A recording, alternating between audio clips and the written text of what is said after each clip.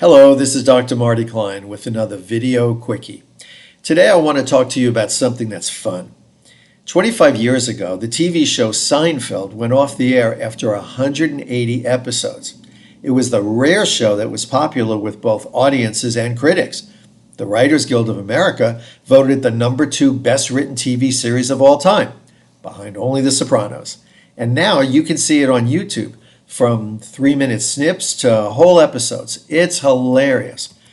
Now, the one-line description of the show was the innovative, "It's a show about nothing." But that's actually not accurate at all. It was a show about everything that happens in the daily life of almost everyone. And that was its genius. Oh, and it was a show about sex. Every week, every episode, it was a show about sex. The primary cast involves 4 friends, all single, in their 30s, yeah, all white, who get through life day by day. But unlike, say, I Love Lucy in the 1950s, or MASH in the 1970s and 1980s, which were also radical for their times, the Seinfeld characters were people with recognizable daily lives. For example, they battled an irresponsible dry cleaner, stubbornly competed for a parking space, and one of them bought a black market shower head after the landlord reduced the building's water pressure. Many of the plot lines involve sex the way actual people really experience it. Elaine agonized about having sex with a really hot guy who's anti-choice. Jerry is wild about a large-breasted woman and can't stop wondering if her breasts are real or not. George dates his cousin to get his parents' attention, and then he can't handle her unexpectedly high libido.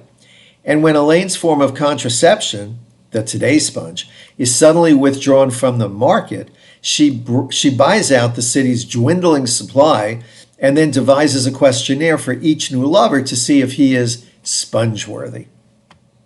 In addition to discussing contraception, the show is erotically innovative in other ways.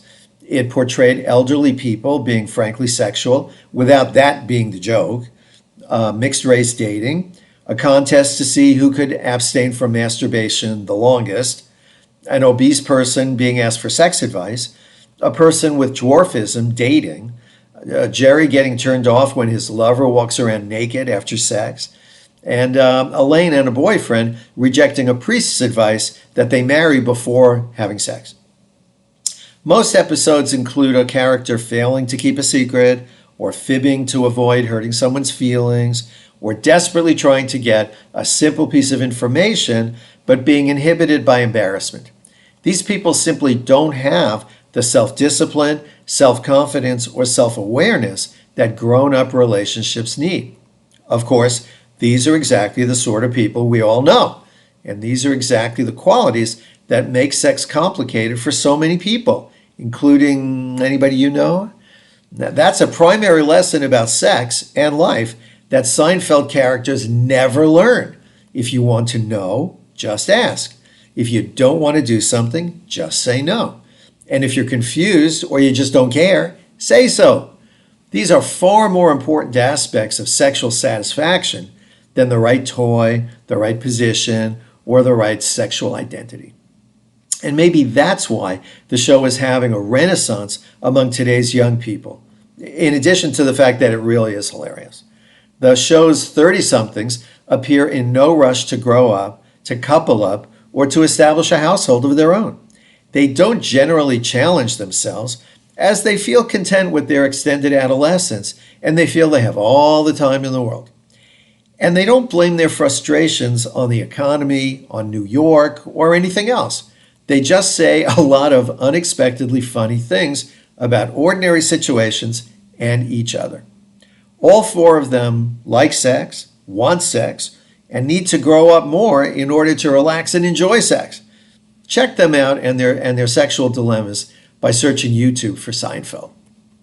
Oh, by the way, the episode's large-breasted woman, she says as she walks out on Jerry, who is clumsy and dumbfounded, she says, "By the way, they're real and magnificent, and you'll never see them."